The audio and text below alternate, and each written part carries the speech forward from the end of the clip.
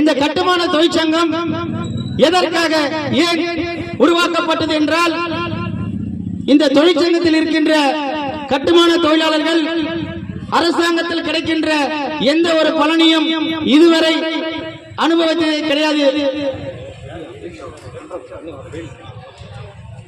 எந்த ஒரு நலத்திட்ட உதவிகளையும் பெறுவது கிடையாது.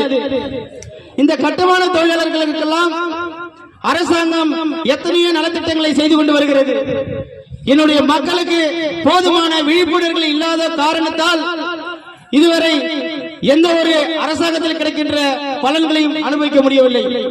இதையெல்லாம் மேல் நோக்கி சிந்தனையோடு டாக்டர் பாரிவேந்தர் ஐயா அவர்களும் இளையவேந்தர் ஐயா அவர்களும் எங்களுடைய பொதுச் செயலாளர் சேவியர் அண்ணன் அவர்களும் எங்களுடைய கௌரவ தலைவர் அண்ணன் ஆனந்த முருகன் அவர்களும் வழிகாட்டுதலின்படி தமிழ்நாடு முழுவதும் கட்டுமான தொழிலாளர்களை நாங்கள் இணைத்துக் கொண்டு வருகின்றோம்.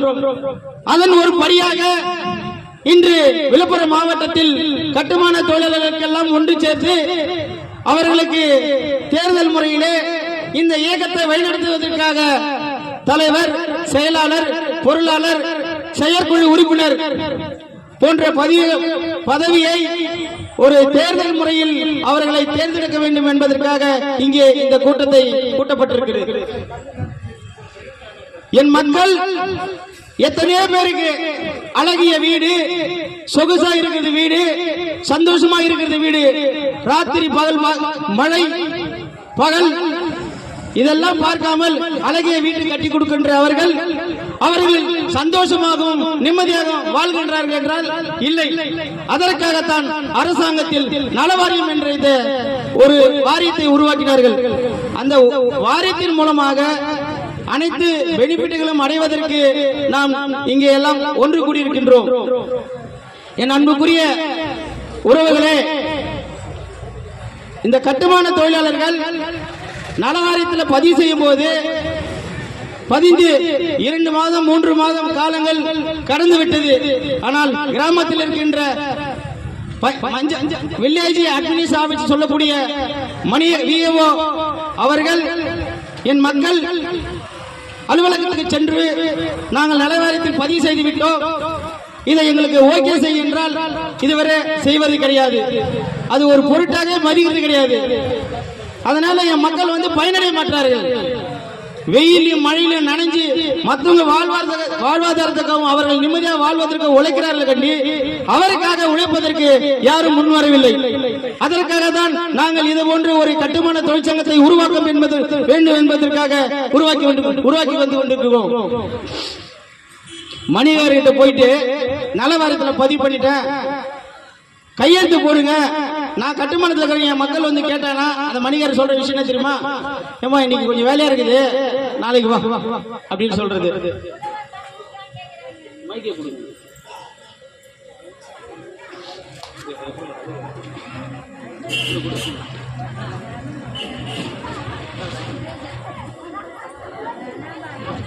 சொல்லும் போது ஆன் பண்ணி பேசுமா, சொல்லும் போது பேசுங்க. ஹலோ அம்மா,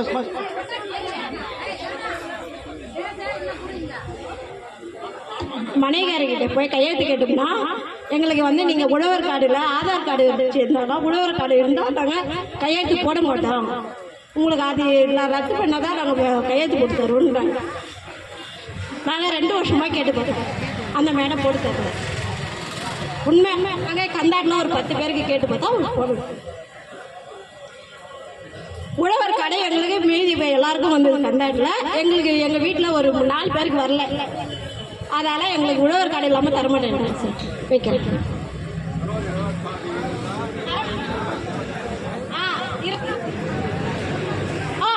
அவங்க என்ன தேடி பார்க்குறேன் அங்கே பார்க்குறேன்னு சொல்லிட்டு விட்டுட்டாங்க. எங்களுக்கு உழவர் கார்டும் வரல, இந்த கையெழுத்து போய் கேட்டதுக்கு போட மாட்டேன்ட்டாங்க. அதான் எங்க கந்தாட்டுக்கு உள்பட அவங்க போட மாட்டேன்ட்டாங்க. எம் மக்கள் வில்லேஜ் அட்மினிஸ்ட்ரேஷன் ஆபீசரை சென்று என நாங்கள் கட்டுமானத்தில் இருந்து கொண்டிருக்கின்றோம், எங்களுக்கு அது ஓகே செய்து கொடுங்க என்று கேட்டால் அவர் 100, 200, 500, 1000 லஞ்சம் கேட்பது.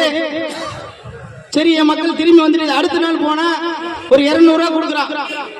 ஏன்னா பாவம் வெயிலையும் மழையிலையும் நொந்து நூடல்ஸ் ஆகி தன் குடும்பத்தை கூட நடத்த முடியாம அவசரப்படுறது அது எங்களுக்கு தெரியும். இன்னைக்கு வேலைக்கு போனா 1000 ரூபாய் கூலினா 500 ரூபாய் டாஸ்மாகாரம் பிடிக்கிறான். அப்புறம் எங்க இந்த குடும்பத்தை நடத்துறது? இது குடும்பத்தை நடத்துறதுக்கு என் மக்கள் கஷ்டப்பட்டு கொண்டு இருக்கிறது. இந்த வேளையில் இந்த வில்லேஜ் அட்மினிஸ் ஆபீசர் கையெழுத்து போடணும்னா 500 ரூபாய் பணம் கொடுன்னு கேட்கறது. அப்படி கேட்டா நான் எங்க சங்கத்துல போய் சொல்லுவேன்னு சொல்றது.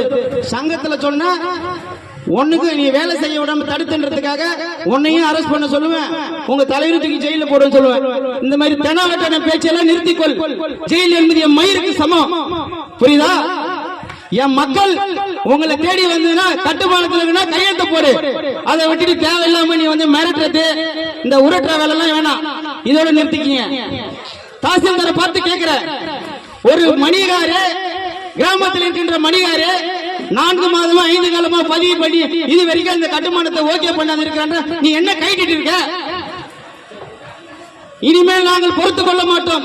என் மக்களுக்கு ஒரு பாதிப்பு என்றால் கண்டிப்பாக நானும் சரி, தொழிற்சங்கத்தை சேர்ந்த என் அன்புக்குரிய அண்ணன் பொதுச் செயலாளர் சேவிரம் சரி, தொழிற்சங்கத்துடைய கௌரவத்துடைய அண்ணன் ஆனந்தமுருகன் அண்ணன் அவர்களும் சரி, டாக்டர் பாரிவேந்தர் ஐயா அவர்களுக்கு இதை கொண்டு சேர்ப்போம்.